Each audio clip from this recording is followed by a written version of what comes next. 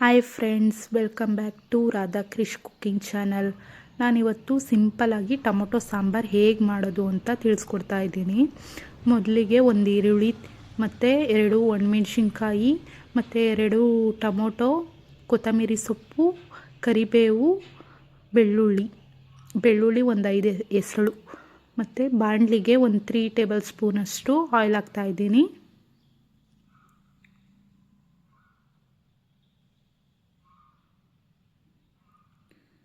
ಮತ್ತು ಸಾಸಿವೆ ಹಾಕ್ತಾಯಿದ್ದೀನಿ.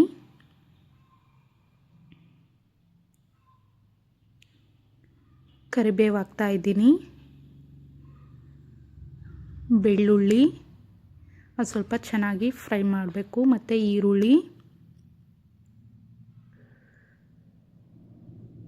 ಎಲ್ಲ ಮಿಕ್ಸ್ ಮಾಡ್ಕೋಬೇಕಾಗುತ್ತೆ. ಎಲ್ಲ ಈರುಳ್ಳಿ ಸ್ವಲ್ಪ ಫ್ರೈ ಆಗಬೇಕು. ಸ್ವಲ್ಪ ಮೆತ್ತಗಾಗುತ್ತೆ. ಎಣ್ಣೆಯಲ್ಲಿ ಹಂಗೆ ಫ್ರೈ ಮಾಡ್ಕೊತಿದ್ರೆ ಸ್ವಲ್ಪ ಹೊತ್ತು ಮೆತ್ತಗಾಗುತ್ತೆ. ಈರುಳ್ಳಿದು ಹಸಿ ಸ್ಮೆಲ್ ಹೋಗಬೇಕಾಗುತ್ತೆ. ಮತ್ತು 2 ಮೆಣಸಿನ್ಕಾಯಿ, ಒಣಮೆಣ್ಸಿನ್ಕಾಯಿ ಸಹ ಹಾಕ್ತಾಯಿದ್ದೀನಿ.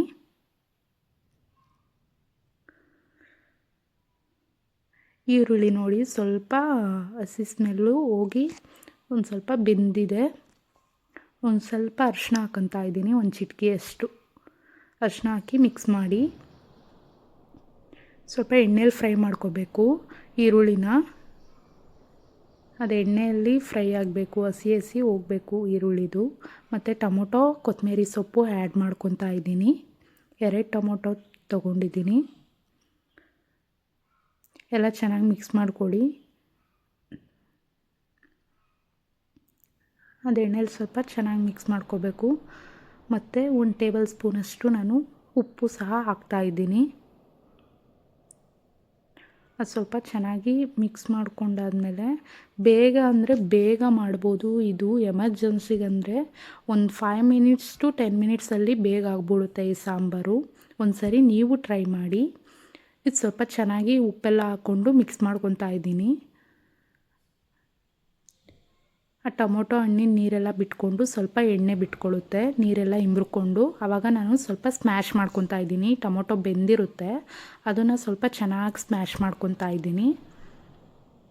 ಸ್ಮ್ಯಾಶ್ ಮಾಡ್ಕೊಂಡಾದ್ಮೇಲೆ ಈ ಥರ ಇರುತ್ತೆ. ಅದಕ್ಕೆ ಒಂದು 2 ಟೇಬಲ್ ಸ್ಪೂನಷ್ಟು ನಾನು ಸಾಂಬಾರು ಪುಡಿ ಹಾಕ್ತಾಯಿದ್ದೀನಿ. ಮತ್ತು 1 ಟೇಬಲ್ ಸ್ಪೂನಷ್ಟು ಖಾರದ ಪುಡಿ ಹಾಕ್ತಾಯಿದ್ದೀನಿ. ಎಲ್ಲ ಚೆನ್ನಾಗಿ ಮಿಕ್ಸ್ ಮಾಡ್ಕೊತಾ ಇದ್ದೀನಿ ಎಣ್ಣೆಯಲ್ಲಿ.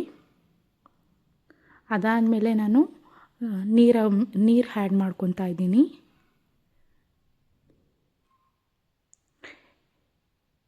ನಾನು 1-2 ಗ್ಲಾಸು ಅಷ್ಟು ನೀರು ಹಾಕ್ಕೊಂಡಿದ್ದೀನಿ. ಅದಾದಮೇಲೆ ಒಂದು ಸ್ವಲ್ಪ ಅರ್ಧ ಹಾಕ್ಕೊಂಡೆ, ಒಂದು 2.5 ಗ್ಲಾಸಷ್ಟು ಹಾಕಿದ್ದೀನಿ. ನೀವು ನೋಡಿ, ಹದ ನೋಡ್ಬಿಟ್ಟು ನೀವು ಹಾಕ್ಕೊಳ್ಳಿ. ಚೆನ್ನಾಗಿ ಮಿಕ್ಸ್ ಮಾಡ್ಕೊಳ್ಳಿ ನೀರಿಗೆ.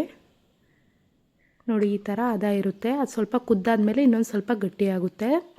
ಸ್ವಲ್ಪ ಕುದಿಯೋದಕ್ಕೆ ಬಿಡಿ. 5ರಿಂದ ಒಂದು 10 ನಿಮಿಷ ಕುದಿಯೋದಕ್ಕೆ ಬಿಟ್ಟಾದಮೇಲೆ ಉಪ್ಪು ಖಾರ ಎಲ್ಲ ನೋಡಿ. ಈಗ ಉಪ್ಪು ಖಾರ ಎಲ್ಲ ಸರಿಯಾಗಿದೆಯಾ ಅಂತ ಒಂದು ಸರಿ ಚೆಕ್ ಮಾಡ್ಕೊಳ್ಳಿ. ಒಂದು 5ರಿಂದ 10 ನಿಮಿಷ ಕುದಿಯೋದಕ್ಕೆ ಬಿಟ್ಟು ನೀವು ಅನ್ನಕ್ಕೆ ನೀವು ಸಾಂಬಾರು ಹಾಕ್ಕೊಂಡು ತಿಂದು ನೋಡಿ, ಸಖತ್ತಾಗಿರುತ್ತೆ ಟೇಸ್ಟು. ಮತ್ತು ಮಾಡೋದಕ್ಕೂ ಬೇಗ ಈಸಿಯಾಗಿದೆ.